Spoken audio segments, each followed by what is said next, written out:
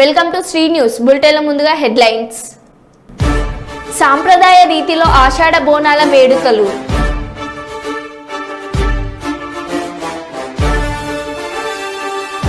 బెంగళూరులో నడి రోడ్డుపై రెచ్చిపోయిన పోకిరీలు.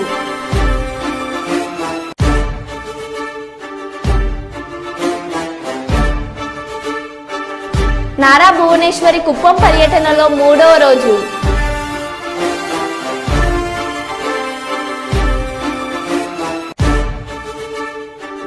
మదనపల్లి సబ్ కలెక్టర్ కార్యాలయానికి వందలాది భూమి బాధితులు.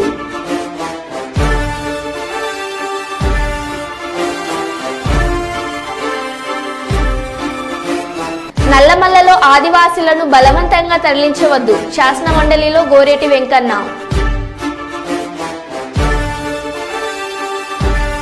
కరీంనగర్ నగర శివార్లోని లోయర్ మానేర్ డ్యాంను సందర్శించిన బీఆర్ఎస్ నాయకుల బృందం. రంగారెడ్డి జిల్లా చేవెళ్లలో ఆలస్యంగా వెలుగులోకి వచ్చిన ట్రాఫిక్ పోలీసుల అత్యుత్సాహం.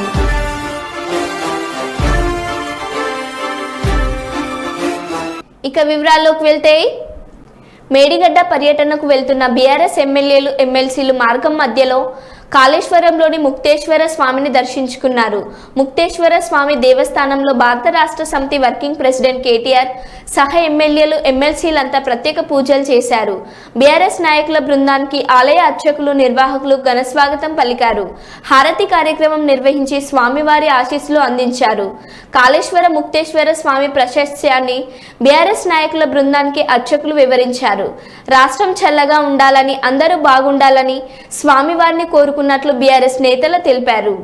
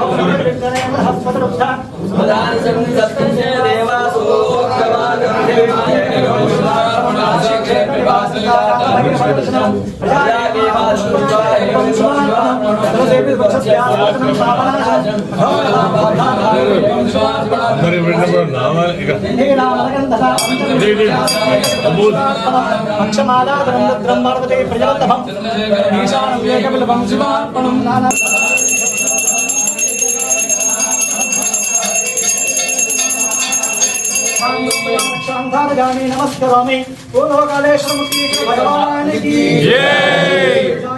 महादेवा के धीमहि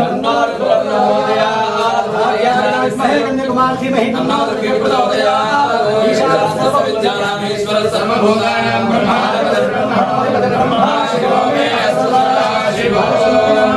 नमस्कारां प्रजामि कालेश्वर मुक्तेश्वर स्वामी प्रसादमानस्य कालेश्वर मुक्तेश्वर स्वामी प्रसाद सिद्धि पुनर्दर्शन प्राप्तिरस्तु कालेश्वर मुक्तेश्वर स्वामी संपूर्ण प्रसाद सिद्धिरस्तु। ఈ కాశీ లోపల మరణించే వారి మాత్రమే మోక్షాన్ని ప్రసాదించే విశ్వేశ్వరు దర్శనీయత మాత్రాన్ని శుభస్నానకుడిగా ధరింపజేస్తున్నారు ముక్తేశ్వరుడు గారు. ఒకటిగా భూలోకంలో ముక్తేశ్వర స్వామి వారిగా వెలిసి ఎవరైతే దర్శనం చేసుకున్నారో వాళ్ళందరినీ కూడా కైలాసం తీసుకెళ్తారు ఈశ్వరుడు. అప్పుడు యమధర్మరాజు పన్నెండు అయిపోయి యముడు 12 సంవత్సరాలు ఘోరమైన తపస్సు చేస్తారు. ఆ తపస్సుకు మెచ్చి ఈశ్వరుడు ఘోరాశంగా కాబట్టి ప్రత్యక్షమైన 12 సంవత్సరాలు ఘోరమైన తపస్సు చేస్తున్నారు. ఈ తపస్సు గల కారణం ఏంటంటే అయ్యా మీరు ముక్తేశ్వర స్వామి వారిగా వెలిసి ఎవరైతే దర్శనం చేసుకుంటారో వాళ్ళందరినీ కూడా కైలాసం తీసుకెళ్తున్నారు. నా ప్రణీతాను నటిస్తామని సలహా పెట్టి ఆ విప్పాలకి కాపాడాల్సిన ఈశ్వరుడు ప్రార్థించారు. ఆ మొరాల నుంచి ఈశ్వరుడు వర్ణించడం నా లింగ పైన ఎవరైతే మిమ్మల్ని పూజిస్తారో వాళ్ళకి పూజిస్తారు. అలా కాదని ఈశ్వరుని బ్రహ్మకేంద్ర మొదలుగా ముక్తేశ్వర స్వామిని పూజించి తర్వాత ఎవరైతే కాళేశ్వర స్వామిని పూజిస్తారో వాళ్ళందరూ కూడా ఈ యొక్క దర్శనానికి యమపట్టణానికి వస్తానని వర్ణించారు. ఆ వరప్రభా చేత ప్రపంచంలో ఎక్కడ ఆడిన విధంగా కాళేశ్వర ముక్తేశ్వర స్వామి వారిగా ఇక్కడే ప్రాణవాదమైన కాళేశ్వర స్వామి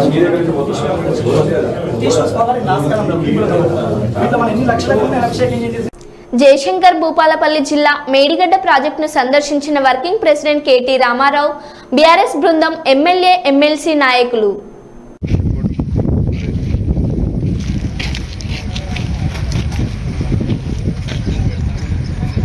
కేసీఆర్ గారి ఆదేశం మేరకు ఎగువ గోదావరి నుంచి దిగువ గోదావరి దాకా మొత్తం పర్యటించాం. మీ కళ్ళ ముందు మీరే చూడొచ్చు, మీ కెమెరాలో మీరే చూపెట్టవచ్చు. విస్తృతంగా గోదావరి నది ఈరోజు రోజుకు 10 లక్షల క్యూసెక్లు దాదాపుగా కిందికి వృధాగా ఇవాళ సముద్రంలోకి పోతా ఉంది. ఈ నీళ్లను ఎత్తిపోసే అవకాశం ఉండగా పైన ఉండే ఎస్ఆర్ఎస్పి కానీ, పైన ఉండే మిడ్మానేర్ కానీ, అప్పర్ మానేర్ కానీ, ఎల్ఎండి కానీ, కొండపోచమ్మ సాగర్ కానీ, మల్లన్న సాగర్ కానీ, రంగనాయక సాగర్ కానీ పైన ఉండే రిజర్వాయర్లేమో గొంతెండిపోయి ఇవాళ ఎడారిలాగా మారిపోయిన పరిస్థితి. నీళ్ళేమో ఇక్కడ కిందికి సముద్రంలో గుత్తకపోతుంది. చేయాల్సిందల్లా ఒక బటన్ ఆన్ చేయడం అంతే. ఆ బటన్ ఆన్ చేయడానికి కూడా ముఖ్యమంత్రికి మనసు ఎందుకు వస్తలేదు, ప్రభుత్వానికి మనసు ఎందుకు వస్తలేదంటే తేలుగుట్టిన దొంగలెక్క అయిపోయింది పరిస్థితి. కాళేశ్వరం కొట్టుకపోయింది, గంగపాలైపోయింది అని అడ్డమైన నోర్లు ఏవైతే వాగినాయో వాళ్ళ నోర్లు మూతలు పడే విధంగా ఇవాళ టీవీగా ఇక్కడ కాళేశ్వరం ప్రాజెక్టు మొత్తం నిలదొక్కుని నిలబడి నిఠారుగా నిలబడినది. దీన్ని చూసి కళ్ళు కుట్టి ఏం చెప్పాలో తెలియక ఇవాళ నీళ్లు పంపు చేద్దామంటేనేమో కేసీఆర్ పేరు వస్తుంది, ఏం చేయాలో తెలియదు. నీళ్లు పంపు చేయకపోతేనేమో రైతులు తన్నట్టున్నారు, ఏం చేయాలో తెలియదు. అందుకే ప్రభుత్వం కక్కలేక మింగలేక తేలుగుట్టిన దొంగలాగా ఈరోజు వ్యవహారం చేస్తా ఉంది. ఎన్డీఎస్ఏ రిపోర్ట్ అంటాడు ఉత్తమ్ కుమార్ రెడ్డి. ఎన్డీఎస్ఏ రిపోర్ట్ లేదేం లేదు. గ్రౌటింగ్ ఇదివరకు కూడా చేసింది. అన్నారంలో, సుందిళ్లలో 2020 సంవత్సరంలో కూడా వాళ్ళ నా కవిత్వం కాదు, నేను చెప్పడం కాదు. పొద్దున ఎస్సీ గారిని, ఈ గారిని మొత్తం మేమందరం అడిగినాం. సార్ ఇది కామన్ అయినా అంటే ఓఎండం అనేది చాలా కామన్, ఓవర్ హెడ్ మెయింటెనెన్స్ చాలా కామన్ ఫీచర్ సార్. ఇదివరకు కూడా చేసినాం. ఎన్డీఎస్ఏ రిపోర్ట్ అనేది ఏదో ఉన్నది, కానీ దాంతో నిమిత్తం లేకుండానే నీళ్ళు ఇవ్వవచ్చు. కేవలం ప్రభుత్వం ఒక డిసిషన్ తీసుకోవాలి. నేను ఇంజనీర్లకు సల్యూట్ చేస్తా ఉన్నాను. వాళ్ళు అద్భుతమైన ప్రాజెక్ట్ కట్టినారు. చిన్న లోపాలు జరిగి ఉండవచ్చు, దాన్ని కూడా రిపేర్ చేసి నడుపుతూ ఉన్నారు. కానీ నీళ్లు పోతుంటే ఇవాళ కళ్ళుండి చూడలేని కబోదులాగా ఈ రకంగా ఈ నీళ్లను వృధాగా ఇవాళ సముద్రంలో పోనిస్తున్న ప్రభుత్వం ఏదైతుందో వారిది క్రిమినల్ నెగ్లిజెన్స్ అని అనక తప్పదు. ఉద్దేశపూర్వక నేరపూరిత మనస్తత్వంతో కూడిన ఒక నిర్లక్ష్యం ఇది. ప్రజలను, రైతులను వాళ్ళ పొట్టగొట్టే నిర్లక్ష్యం ఇది మంచిది కాదు. రేవంత్ రెడ్డి గారు వేసడానికి పోకండి. ఆగస్టు 2 లోపల మీరు వెంటనే పంపింగ్ స్టార్ట్ చేయండి. లేకపోతే నేను ఇందాక చెప్పినట్టు 50,000 మంది రైతులతో మేమే వస్తాం. తప్పకుండా మేమే ఈ పంపులు ఆన్ చేసి మరి ప్రభుత్వానికి బుద్ధి చెప్తామని చెప్పి కూడా వారిని హెచ్చరిస్తాం. Thank you. శాసనసభ్యులు, శాసన మండలి సభ్యుల బృందం అంతా కూడా మేము మా పార్టీ అధ్యక్షులు పెద్దలు కేసీఆర్ గారి ఆదేశం మేరకు ఎగువ గోదావరి నుంచి దిగువ గోదావరి దాకా మొత్తం పర్యటించాం. మీ కళ్ళ ముందు మీరే చూడొచ్చు, మీ కెమెరాలో మీరే చూపెట్టొచ్చు. విస్తృతంగా గోదావరి నది ఈ రోజుకు 10 లక్షల క్యూసెక్లు దాదాపుగా కిందికి వృధాగా ఇవాళ సముద్రంలోకి పోతా ఉంది.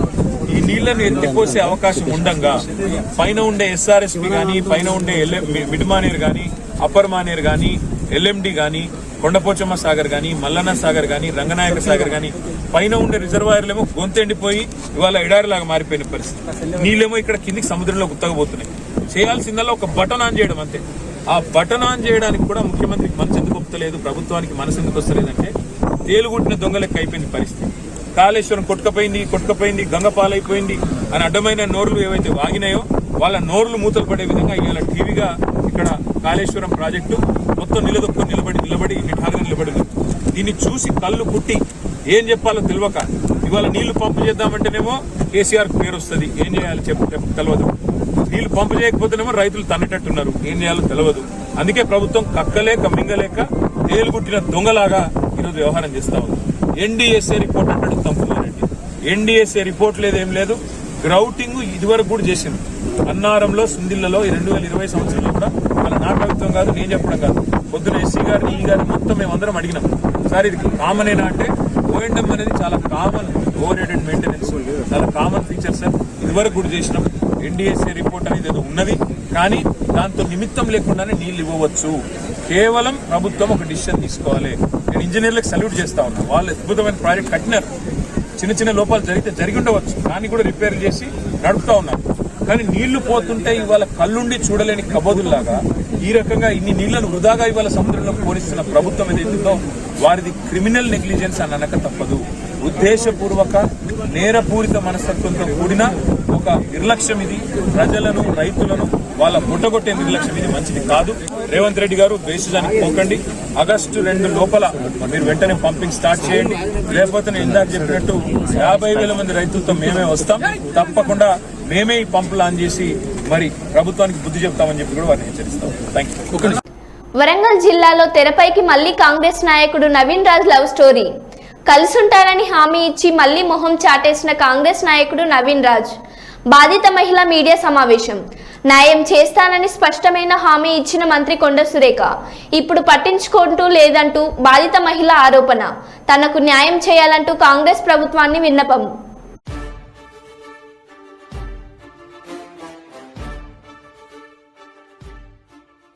నా పేరు అంజనీ దేవి. గతంలో నా మీద నవీన్ రాజ్ అనే వ్యక్తి అత్యాచారం చేశాడు. చేస్తే నేను స్థానిక నేతలైన మన కొండ సురేఖ మేడం దంపతులకు చెప్పాను. ఈ విషయం మీద వాళ్ళు ఆలోచించి నాకు న్యాయం చేస్తా, అతనితో పెళ్లి చేస్తా, అతని మీద కేసు పెట్టిస్తామా అని మేడం గారు స్థానిక ఇంజార్గంజ్ పోలీస్ స్టేషన్లో 0 ఎఫ్ఐఆర్ చేయించినాక అతను తన పలుకుబడితోనే ఆ కేసును లాకప్ ఎవిడెన్స్ చేసింది. నేను తర్వాత డాక్యుమెంట్లు అన్నీ తీసుకుని మేడం గారికి ఇచ్చి పరిస్థితి వివరించిన. మేడం గారు ఇప్పుడున్న పరిస్థితుల్లో నేనేం చేయలేనమ్మా, వచ్చే ప్రభుత్వం కాంగ్రెస్ ప్రభుత్వం, తప్పకుండా మేము అప్పుడు న్యాయం చేస్తాం, ఇప్పుడు నువ్వు వెళ్ళిపోమ్మని తిరిగి పంపించేసింది. తర్వాత మేడం ఎలక్షన్లు వచ్చినాయి, గెలిచింది మేడం. నేను అప్పుడు వెళ్ళి మళ్ళీ మేడం గారిని కలిసాను. మరి మేడం గారు నాకు ఇప్పుడన్నా న్యాయం చేయండి, చాలా రోజులు గడిచిపోయినాయి కదా, చేయండి అని అడిగింది. మేడం ఓసీసీల కార్యాలయం చూపించింది. ఇక రేపు మాపు అని తిప్పుకుంది. చాలా రోజులు చూసిన అట్లా కూడా. మళ్ళీ నేను ఈ కేసు గురించి తిరిగి నాకు చూసిన డబ్బులు చాలా అయిపోయి ఆర్థికంగా చాలా చిక్కిపోయినాయి. మేడం గారు నాకు న్యాయం తొందరగా చేయాలి అని అడిగి చాలా బూతులు తిట్టింది. రామ్నగర్కి వెళ్ళి అడిగిన మొన్న 16 పోయిన నెల అయితే చాలా బూతులు తిట్టింది. అసలు నేను కేసే పెట్టలేదు అంటే నువ్వు ఎవరో నాకు తెలియదు అంటారు. చాలా విధాలుగా నన్ను బెదిరింపులు చేసి వాళ్ళ అనుచరులతో బయటకు పంపించింది. ఇక నేను వచ్చి సిపి గారికి చెప్పిన, స్థానిక సిఐ గారు ఇంజార్గంజ్కి చెప్పింది, డీజీపీ గారికి చెప్పింది. అందరూ ఎవ్వరు ఇంతవరకు నాకు రెస్పాండ్ అవ్వట్లేదు. కాబట్టి నేను ప్రెస్ మీట్ పెడతాను పెట్టిన. ప్రెస్ మీట్ పెడితే కూడా చంపుదాన్ని బెదిరించింది మేడం. అక్కడ కూడా కొద్ది రోజులు ఎదురు చూసిన. ఇప్పుడు ఇంకా నేను ధైర్యం తెచ్చుకొని నా జీవితం నాకు కావాలి కాబట్టి, నాకు న్యాయం కావాలి కాబట్టి వీళ్ళందరితో వీళ్ళ సహకారంతో ప్రెస్ మీట్ చేస్తున్నాను. ఇప్పటికైనా ప్రభుత్వం వెంటనే స్పందించి నవీన్ రాజ్తో నాకు తగిన న్యాయం చేసి నన్ను కాపాడి నాకు లైఫ్ సెటిల్ చేయాలని కోరుకుంటున్నాను. నమస్తే. అయ్యింది, అయింది,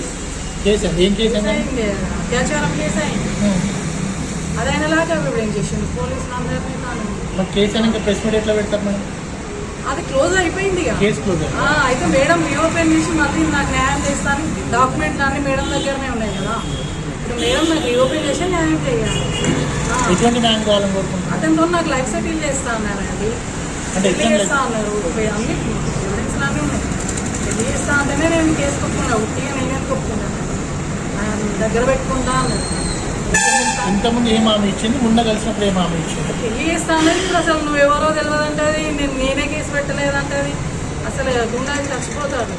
ఆమె చాలా బెదిరింపులు చేస్తున్నారు వాళ్ళ అనుచరులకు. ఎటువంటి బెదిరింపులు చేస్తున్నారు? అదే నువ్వు ఎవరో తెలియదు, వెళ్ళిపో, నీకు మాకు సంబంధం లేదు అంటే అక్కడ ఏసీపీ గారు కోనాలికిషన్ సార్ దగ్గర మొత్తం ఎవిడెన్స్లు అన్నీ ఉన్నాయి. చేయాలి మనం. అదే రీఓపెన్ చేస్తే అన్నీ బయటపడతాయి. నేను డీజీపీ గారు కూడా ఇచ్చిన, ఇంతవరకు లేదు. చూడండి డేట్లు కూడా ఉన్నాయి. నల్లమల్లాలో ఆదివాసీలను బలవంతంగా తరలించవద్దు. యురేనియం తవ్వకాల కోసమే ఆదివాసీలను అక్రమంగా తరలిస్తున్నారని, ఆదివాసులు అభద్రతా భావంతో ఉన్నారు.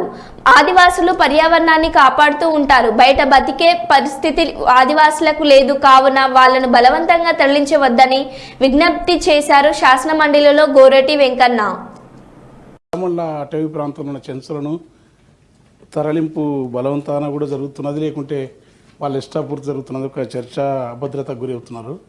అది యురేనియం తవ్వుతారని కేంద్ర ప్రభుత్వం ప్రతిపాదించినప్పుడు గత ప్రభుత్వం తీర్మానం చేసిన అది తోమని.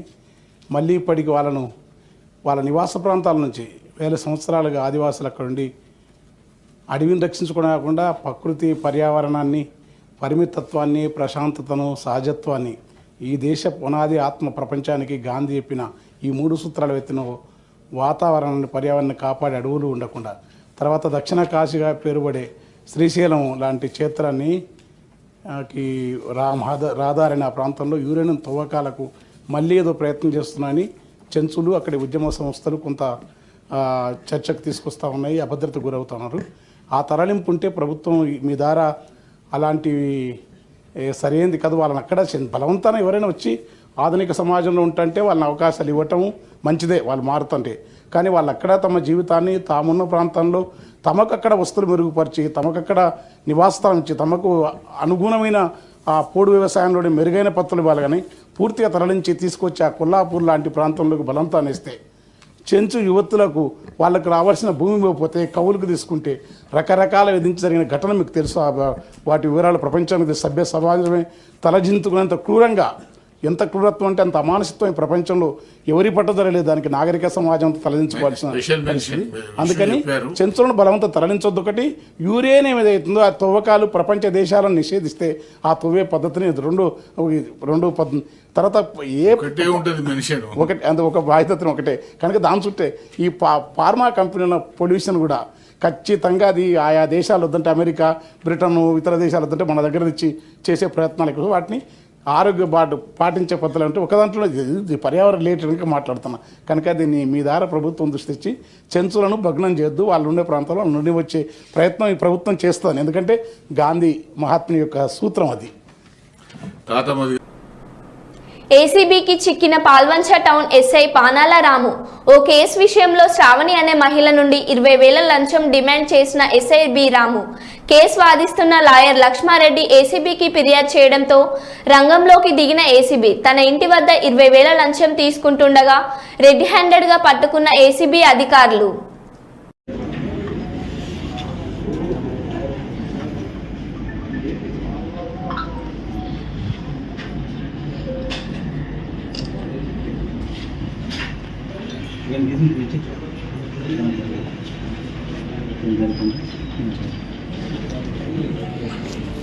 బెంగళూరులో నడి రోడ్డుపై రెచ్చిపోయిన పోకిరీలు. రోడ్డుపై వెళ్తున్న కార్లను తన్నుతూ బూతులు తిడుతూ రెచ్చిపోయిన యువకులు. స్కూటీలతో ప్రమాదకర స్టంట్స్ చేసిన పోకిరీలు.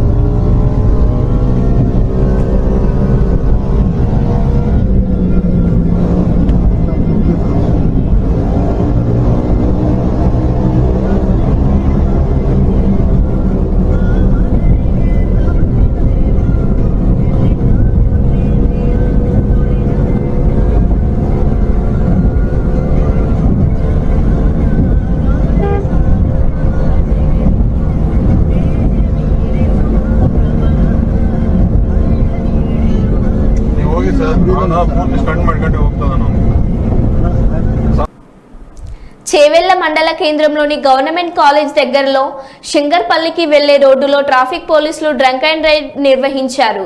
డ్రంక్ అండ్ డ్రైవ్ లో పట్టుబడ్డ వాళ్లను చట్టపరమైన చర్యలు తీసుకోవాలని తప్ప దుర్భాషలాడుతూ ప్రజలపై ఇలాంటి చర్యలు తీసుకోవడం ఏంటని స్థానికులు చర్చాంశనీయాంశంగా మారి వారి యొక్క వీడియో సోషల్ మీడియాలో వైరల్ గా మారింది. దీనిపై అధికారులు స్పందించి Chevella traffic CI Venkatesham, constable Srinu, home guard కేశవులపైన అధికారులు చర్యలు తీసుకోవాలని స్థానికులు కోరుకుంటున్నారు.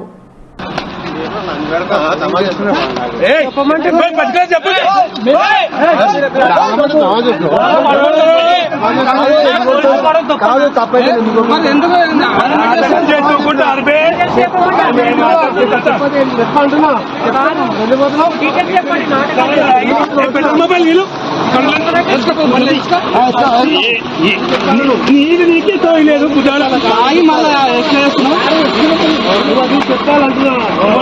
సార్ టైలెట్ పోతుందని చెప్పాలి.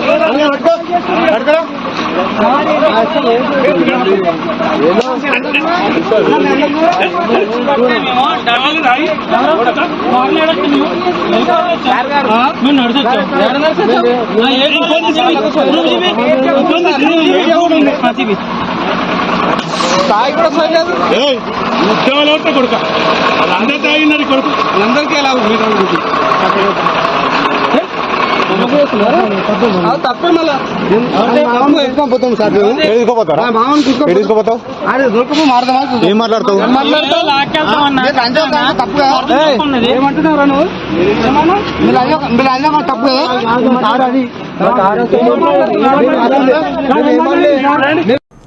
కరీంనగర్ నగర శివార్లోని లోయర్ మేనర్ డ్యాంను సందర్శించిన బీఆర్ఎస్ నాయకుల బృందం.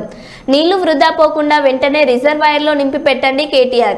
ప్రభుత్వ ఆదేశాల రాక కన్నపల్లి పంప్ హౌస్ దగ్గర 10 లక్షల క్యూసెక్ల నీళ్లు కిందకి వృధాగా పోతున్నాయని ఇంజనీర్లు చెప్తున్నారు. ప్రభుత్వం వెంటనే రివ్యూ చేసి నీళ్లు అన్ని కిందకి వృధా పోనీయకుండా కాళేశ్వరంలో కట్టుకున్న పంప్ హౌస్లో నింపండి. మనం కట్టిన కాళేశ్వరం రిజర్వాయర్లో 240 టీఎంసీల నీళ్లు నింపుకోవచ్చు అంటే 24 లక్షల ఎకరాలకి నీళ్లు ఇవ్వొచ్చని కేటీఆర్ చెప్పారు. కాబట్టి మేము ప్రభుత్వాన్ని కోరుతున్నాం, వెంటనే రివ్యూ చేయండి, చేసి రైతుల గుండెల్లో భరోసా నింపండి. ఎప్పుడైనా చిన్న ఇదేం పెద్ద అర్థం కాని ముచ్చట కాదు బ్రదర్. ఎప్పుడన్నా మన ఇంట్లల్లో నీళ్లు వస్తాయి, ప్రతిరోజు గంటనో 2 గంటలో నీళ్లు వస్తాయి. ఇది మున్సిపల్ నీళ్లు. ఏం చేస్తాం మనం? ఇంట్లుండే బిందెలన్నీ నింపుకుంటాం, ఇంట్లుండే కుండలన్నీ నింపుకుంటాం, డ్రమ్ములు ఉంటాయి డ్రమ్ములు నింపుకుంటాం, పెట్టుకుంటాం. ఎందుకు?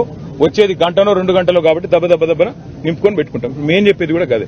కింది గుత్తగా పోతున్నాయి నీళ్లు, వాటిని పంపు చేసి మొత్తం ఎస్ఆర్ఎస్పీ నుంచి మనం కట్టిన కాళేశ్వరంలో కట్టుకున్న రిజర్వాయర్లన్నీ నింపుకుంటే 240 పైచిలకు టీఎంసీల నీళ్లను ఆపుకోవచ్చు. 240 టీఎంసీలు అంటే 24 లక్షల ఎకరాలకు నీళ్లు ఇవ్వచ్చు. ఒక టీఎంసీతో 10,000 ఎకరాలకు నీళ్లు ఇవ్వచ్చు. నీళ్లున్నాయి, తప్పకుండా వెంటనే నింపి పెట్టండి అని చెప్తున్నాం. అంతకంటే ఇలా బేసిజాలకు పోవాల్సిన అవసరం లేదు. మేము చెప్పినాం కాబట్టి చేయొద్దు అనే ఆలోచన వద్దు, రైతుల కోసం చేయమని ప్రభుత్వాన్ని కోరుతున్నాం. ఎల్బీ స్టేడియంలో సాట్ చైర్మన్ శివసేన రెడ్డి ఆధ్వర్యంలో భారీగా సంబరాలు. రాష్ట్ర బడ్జెట్లో క్రీడా రంగానికి భారీగా నిధులు కేటాయించడం పట్ల హర్షం. ముఖ్యమంత్రి రేవంత్ రెడ్డి చిత్రపటానికి పాలాభిషేకం చేసి స్వీట్లు పంచిన Shiv Sena Reddy. Thank you, sir. Thank you, sir. Thank you, sir. Thank you, sir. Thank you, sir. Thank you, sir. Thank you, sir. Thank you, sir. Thank you, sir. Thank you, sir. Thank you, sir. Thank you, sir. Thank you, sir. Thank you, sir. Thank you, sir. Thank you, sir. Thank you, sir. Thank you, sir. ఉప ముఖ్యమంత్రి ఆర్థిక శాఖ మంత్రులు శ్రీ బట్టి విక్రమార్క ఇచ్చిన విందులో ముఖ్యమంత్రి శ్రీ రేవంత్ రెడ్డి పాల్గొన్నారు. 2024-25 ఆర్థిక సంవత్సరానికి శాసనసభలో బడ్జెట్ ప్రవేశపెట్టిన నేపథ్యంలో సాంప్రదాయకంగా మహాత్మా జ్యోతిరావు పూలే భవన్లో ప్రజాప్రతినిధులకు, ఉన్నతాధికారులకు డిప్యూటీ సీఎం గారు ఈ బడ్జెట్ విందును ఏర్పాటు చేశారు.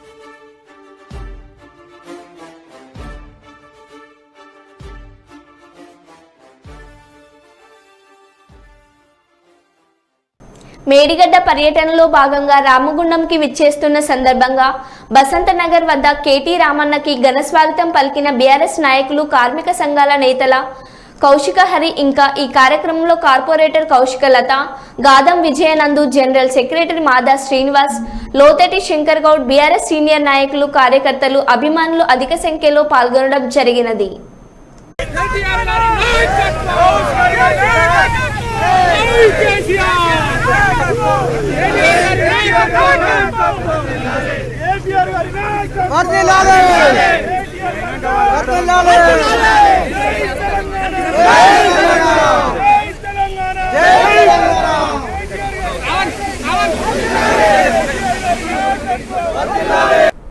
పల్నాడు జిల్లా పేదకూరపాడు మండలం MPP ex Talluru sarpanch ex Krosur market yard ex chairman Eda సాంబిరెడ్డిపై గుర్తు తెలియని దుండుగలు దాడికి నిరసనగా పల్నాడు జిల్లా పేదకూరపాడు నియోజకవర్గంలో 75 త్యాలూరు గ్రామంలో నిరసన కార్యక్రమం చేపట్టారు. విషయం తెలుసుకుని గ్రామస్తులు చేస్తున్న నిరసన కార్యక్రమాన్ని అడ్డుకున్న పోలీసులు మా నాయకుడి మీద దాడి చేసిన వారిని పట్టుకోకుండా శాంతియుతంగా నిరసన తెలియజేస్తున్న మమ్మల్ని అడ్డుకోవడం ఏంటని ప్రశ్నించిన గ్రామస్తులు